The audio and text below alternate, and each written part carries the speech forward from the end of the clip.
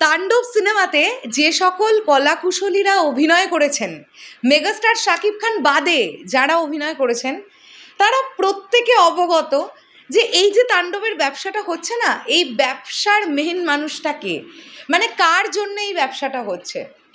আমার মনে আছে তাণ্ডব সিনেমাতে FS নাইম আছেন, এটা আমরা যখন শুনতে পেয়েছিলাম, আমরা কন্টেন্ট ক্রিয়েটাররা ভীষণ আনন্দ করে ভিডিও বানিয়েছিলাম যে FS নাইম আছেন তাণ্ডবে, এটা খুব আনন্দের একটা ব্যাপার। এর আগে মেগাস্টারের সঙ্গে তার কাজ হওয়ার কথা থাকলেও ফাইনালি হয়ে উঠেছিল না, ফাইনালি তাণ্ডবে আমরা তাকে দেখতে পাবো। FS নাইম পর্যন্ত তিনি এই যে ব্যাপারটা জানতে পেরেছেন যে 3 দিনে স্টার সিনেপ্লেক্সের একটা মানে 106টা শো টোটাল হাউসফুল গেছে। কেউ কেউ তো এটা লিখছে যে 106টার মধ্যে 106টা শোই হাউসফুল গেছে। এটা তোমরা আমাকে একটু শেয়ার করে জানিও, কারণ সত্যি বলছি আমার পক্ষে এটা জানা পসিবল হচ্ছে না। স্টার সিনেপ্লেক্সে প্রত্যেক দিন প্রতিটা ব্রাঞ্চে টোটাল কটা করে শো চলছে তাণ্ডবের। যখন লাস্ট মোমেন্টে এসে প্রোডাকশন হাউস আপলোড করছে যে এতগুলো শো চলেছে, তখন জানতে পারছি।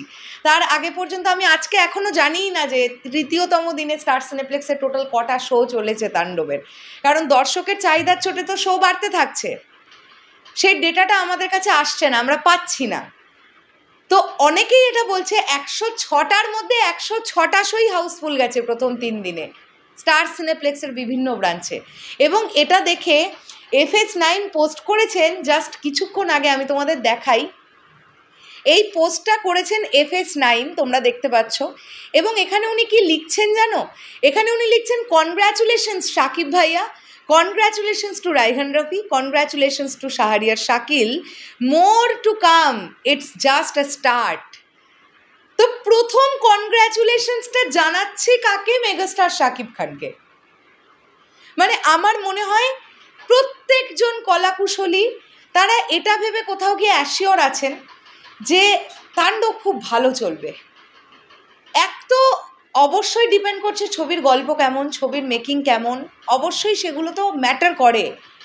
বাট মেগাস্টার শাকিব খান যে ছবিতে হিরো হিসেবে থাকবেন, লিড ক্যারেক্টার করবেন, সেই ছবির গল্প কেমন, সেই ছবির মেকিং কেমন, সেটা বোঝবার প্রায়োরিটিটা দর্শকের কাছে প্রথম থাকে না। ম্যাক্সিমাম অডিয়েন্সের কাছে এটা থাকে যে কার সিনেমা, শাকিব খানের সিনেমা, আগে দেখতে যাই। যেটা দরদের বেলাতে হয়েছিল, হিস্টোরিক একটা ওপেনিং নিয়েছিল মাল্টিপ্লেক্স চেনে নন ফেস্টিভ হিসেবে, কিন্তু তারপরে গল্প ভাল লাগেনি, মেকিং তাদের পছন্দ হয়নি, তারা আর দেখতে যায়নি। কিন্তু বরবাদ বলি, তুফান বলি, তাণ্ডব বলি, এই ঘটনাগুলো, এই সিনেমাগুলোতে চিত্রটা ভিন্ন।